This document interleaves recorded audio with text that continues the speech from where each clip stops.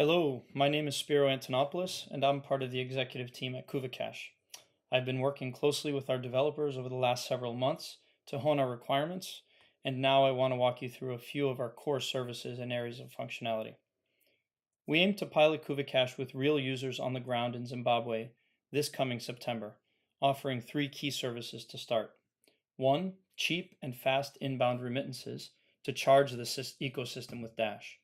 Two, the Kuvacash wallet, which supports multiple modes of peer-to-peer payments, as well as instant transfers between Dash and USD. And three, local USD cash out, enabling users to book physical USD directly from their Kuvacash wallet. These three services are critical for us to gain trust, to educate people on the inherent value of Dash, and to charge the system with transaction flow. According to the World Bank, since 2010, the annual total of inbound remittances to Zimbabwe has ranged between 1.2 and 2.1 billion USD. But current options are expensive. They charge up to 12%, leaving some Zimbabwe expats to prefer networks of couriers, friends, and family to transport funds across borders. Kuvacash aims to capture market share of inbound remittances by providing this service at ultra low rates, as low as 4%, 3%, or even less. To give a sense of the magnitude of this opportunity, consider this. By capturing even 2% of this remittance market, we will direct up to $20 million of funds annually into the Kuvacash Dash ecosystem in Zimbabwe. Now let's have a look at how it works.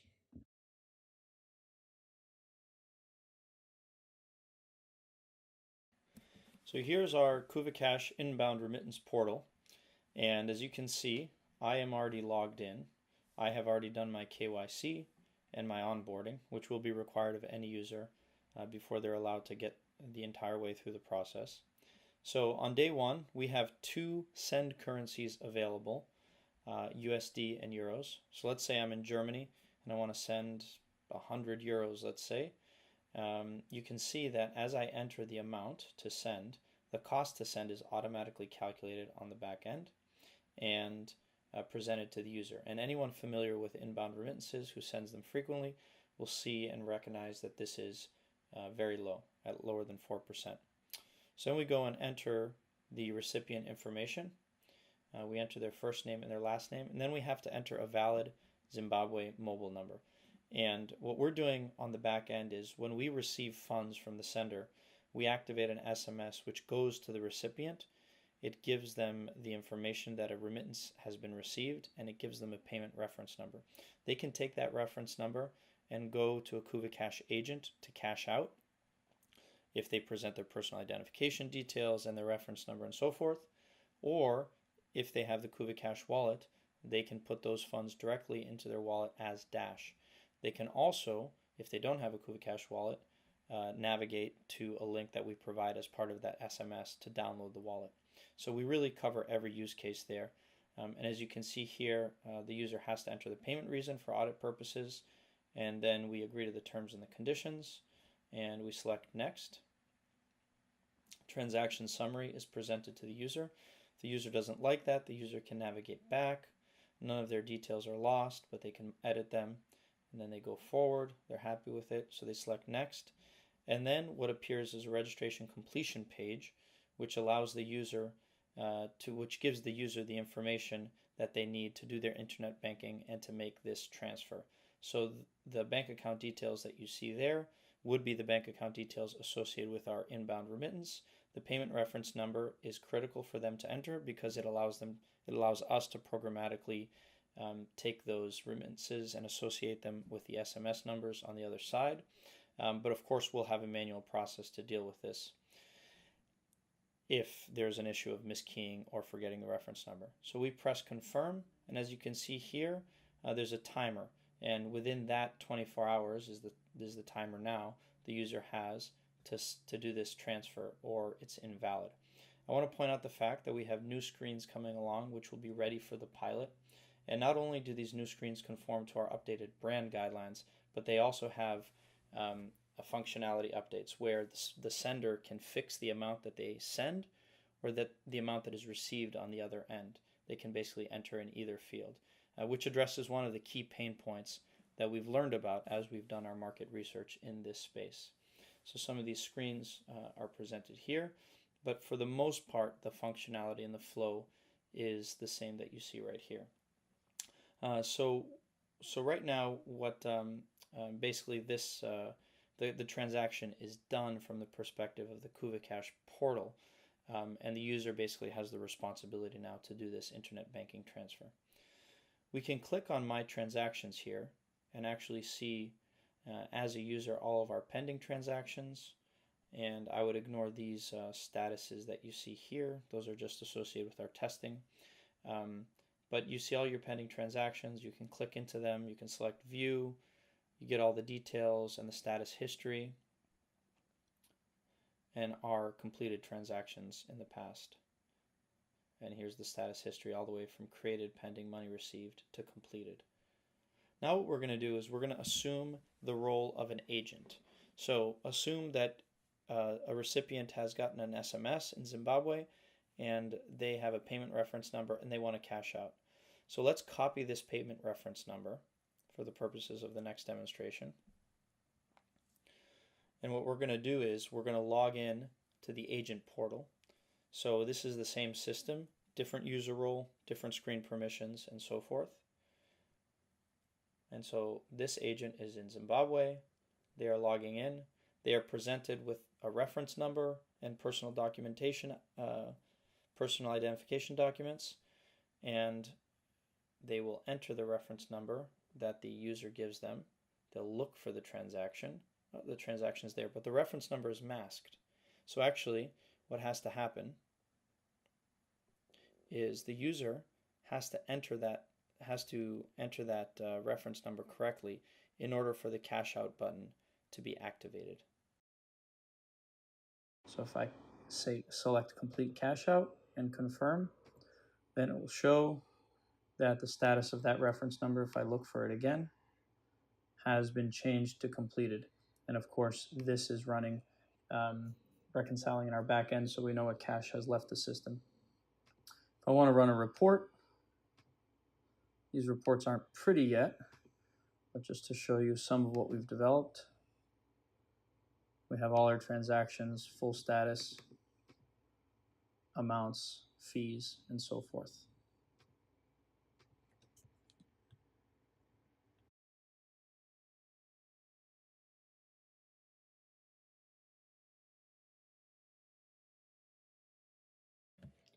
It's well known that access to basic financial services can serve not only as a bridge out of poverty, but as a means to accelerate prosperity. With KuvaCash, virtually anyone can access these basic financial services, storing funds, transacting quickly, and accessing cash when needed.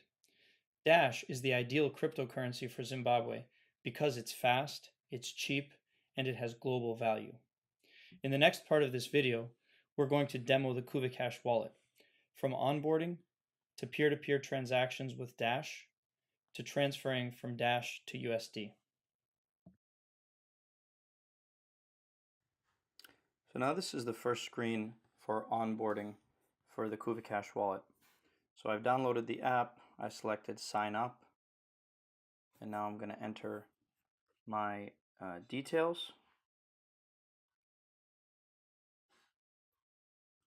I'm going to enter an email.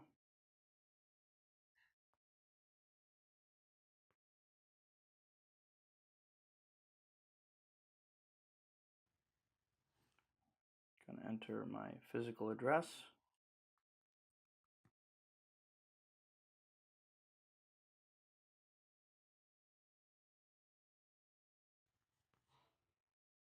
I'm going to enter my national ID number.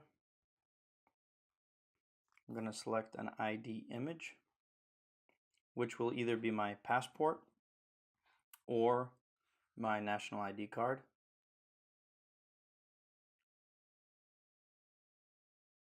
And on day one, all of these will be manually reviewed by a KuvaCash back office employee. But of course, as we scale, we'll be looking at, and we're already looking at, these automated forms of validating the identification documents. We'll submit.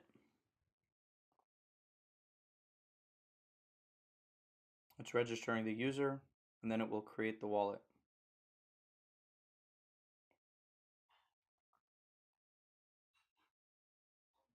Now we have to enter an SMS.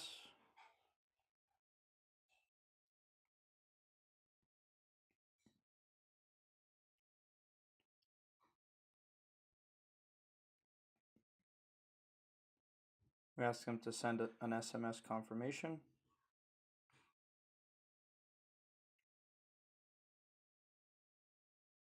And because I entered an invalid number, that was not enabled. So now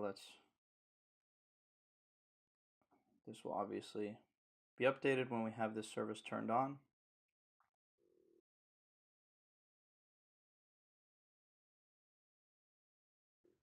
We're going to create a passcode. We're going to confirm the passcode. And now we have our account recovery words. And the user is told that this is very important. Please write these down. Please keep them safe. Confirm that the user completed this important step, because this is an important paradigm shift for users in Zimbabwe. So now we will log into the KuvaCash back office system as an agent, and we will select mobile users. And now we have a list of all the users. Of course, these are test users that have registered with KuvaCash. And we can look at the most recent registrant, John Dennis. We can click on info. And here is all the information that has been entered or uploaded, and this allows us a manual review. In our next iteration of this, of course, we will add a few other fields, including giving the agent the ability to enter comments, so that other agents can understand why a user may have been approved or rejected. We can look at that user's transactions. Of course, they are empty. The user has not been accepted yet. So we can reject or accept. Here, we're going to accept the user. And now we can go back to the mobile site to see that that user's wallet has been created and accepted. So now we'll do a peer-to-peer transaction. There are multiple modes in which people can send funds peer-to-peer. The one we're going to show you right now is sending funds to a contact that's in your address book. So we click send funds, and next we're able to enter an amount. We are sending Dash, but we enter in USD, and the spot rate between USD and Dash is instantly calculated and displayed below, as you can see. Next, we select the address book icon, and we select James. And because he is a registered KuvaCash wallet user, his name is automatically populated in there, and no further verification is required. We enter that we want to send funds to pay them back for the coffee.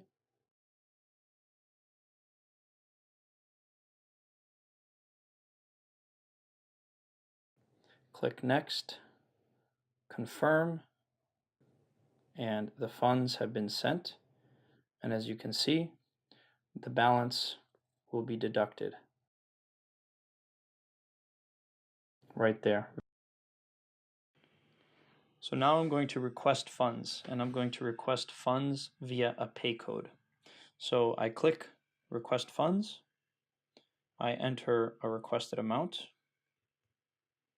and I remind the person that I'm requesting from what this is for.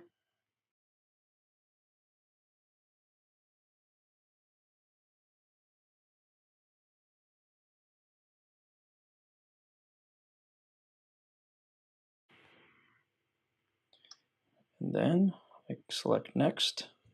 And as you can see here, a QR code is generated along with a pay code. The QR code is going to be useful when the two individuals are face to face, whether it's two friends or a merchant transacting with a consumer, they'll be able to just scan and pay. But in this situation, for example, where I'm on the phone with James, I will instead ask him to pay to a pay code. So James, the pay code is 686865.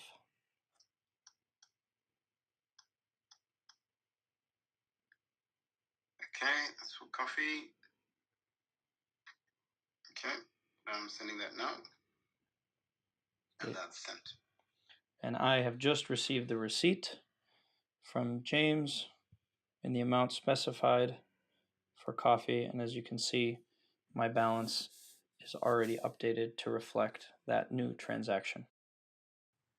Now we will show you the third way that users can send or receive funds. This is scanning to a QR code. So let's assume you're a merchant and you have a good that you sell frequently. You might want to create a QR code through the request funds functionality and associate it with a price and print it out and stick it to your storefront. As a consumer, I would visit your store, I would see the item, I would press on my KuvaCash app the scan and pay button in the lower left. It would display my QR reader. I would put it up to the code. It would read the QR and it would say, do you want to pay 12 cents? I would say, yes, I'm expecting to pay this for this loaf of bread. And I send those funds and I confirm. Transaction sends and broadcasts and confirms. And as you can see, my balance will be updating very quickly. There it is. And what we will now do is go to our KuvaCash back office website, which you can see right here. We will log into our mobile users. And as you can see, there are a whole bunch of test users, but I'll go down and copy my Dash wallet address. I'll go to Dash Explorer and I will see the transaction that was just completed 2 minutes ago for 12 cents right here on Dash Blockchain Explorer. So now we're going to demonstrate transferring funds from your Dash balance to your USD balance. So why would a user want to do that? In order to book cash, a user will have to have a balance available in their USD ledger. So to do this, the user will just go to their thumb level menu, press transfer, and let's transfer 50 cents, which is an unrealistic amount, but for the purposes of this demo it works. And we press continue, and almost immediately the transfer between the Dash balance and the USD balance has been made. And as you can see, the USD balance and the Dash balance have been updated. And these transactions can also be looked up on Dash Explorer.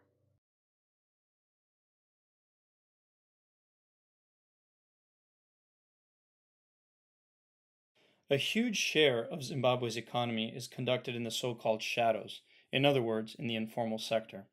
And although there are multiple legal currencies in Zimbabwe, USD is far and away the king. Because of this reality, KuvaCash is providing scheduled cash-out services so that the average user feels and connects with the inherent value of Dash on the ground. What's more, this cash-out service allows users without smartphones to participate in the inbound remittance flow discussed earlier.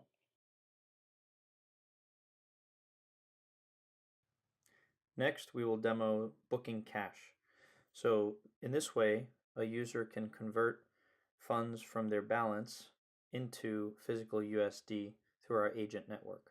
On day one, we will have one stationary location providing cash outs, but in the future, the idea is that we will have a fleet of mobile agents that will not be KuvaCash employees, but will be providing services on behalf of KuvaCash, and specifically these cash out services. So to start the process, a user will select from the thumb level menu, Book Cash. Then the user will enter an amount. They probably won't be booking 50 cents, but for the sake of this demo, let's do 50 cents. Then, as you can see, it will open a map which has found my location in Massachusetts. There are no Kuvacash agents in Massachusetts. So just to show you, I will zoom out and cross the Atlantic and go to Zimbabwe. And this is the location that we have at the moment on the map. And so in the future, the user will see multiple agents, their locations, and they will only be presented if they have the cash available based on certain requirements that we set. And so let's select this agent. Then we can select a pickup date. Let's say today, and a pickup time. And let's say 10:40. And of course, on the other end, the agents have the ability to set their calendar and their availability. So certain dates and times would not be available based on what the agent has set or if previous appointments have been booked. So now we confirm. Transaction is processing. There's a transaction fee. We want to encourage users to keep their money in their wallet, but we know people will want cash and need physical USD, so we charge them a small fee. The small fee is still much lower than market rates in Zimbabwe for obtaining physical cash. So we confirm after we've seen the fee. The transaction is broadcast to our back end, and we have our receipt. And we have our pickup location, our pickup time, and our payment reference number. And this reference number is critical because it is what we are going to give to the agent when we go to cash out. We are logged into the Kuvacash agent back office website, as you can see, and now we will do a cash out from the perspective of an agent. So the user will come to the Kuvacash agent with their personal identification details and with a payment reference number. So they can do it in a number of ways, but let's say they give their mobile number. Okay, they give their mobile number. The user has 3 transactions here. Let's select the one at the top of the page. And I'm going to view the details.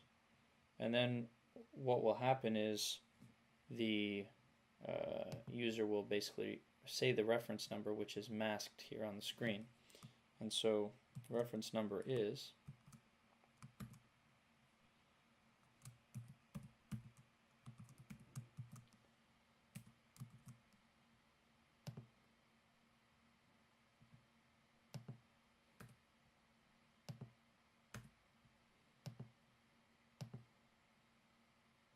and the cash out is completed because that reference number matched this transaction. And so that is a way of securing that the transaction can take. What we've shown you here is the core of what we will launch with. As you can see, this is much more than a wallet. It's an interlinked group of services that will redirect money already coming into Zimbabwe into Dash, a safer and more versatile store of value, but also into the wallet and services that Kuvacash is providing that will make Dash valuable and accessible to the average person on the ground in Zimbabwe.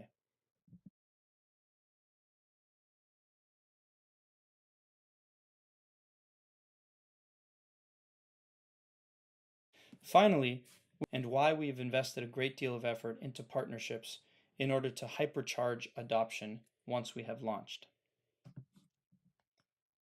In an economy with 75% unemployment, millions of adults have innovated and turned to informal street trading, making money selling products like fruit, clothing, and auto parts in stalls by the road or in Harare's central business district. With the Kuvacash wallet, any of these informal traders instantly become merchants accepting Dash. This functionality will be ready when we pilot, as we have demonstrated above. By the time of our full launch, we will roll out more sophisticated merchant services for larger merchants, which includes exchange risk management, USD settlement, and payment services to international suppliers. Beyond this, we know that to effectively drive mass adoption for Dash in Zimbabwe, we must also establish trust and credibility. This is why we focused our efforts on high-level partnerships within strategically important sectors such as transportation. In a previous update to the network, we discussed the transportation feasibility study being completed for the use of aerial cable cars in Harare. This study found that the transportation demand within Harare's central business district amounts to 30,000 plus trips per day. At 50 cents per trip, this is the equivalent of over $10 million annually. KuvaCash's contactless payment solution, powered by Dash, is included as part of this feasibility study, and we are currently working with city and government officials to educate them on the benefits of integrating our payment system with this type of transportation infrastructure. If accomplished, this would mean millions flowing through the KuvaCash Dash ecosystem in Zimbabwe from transportation alone.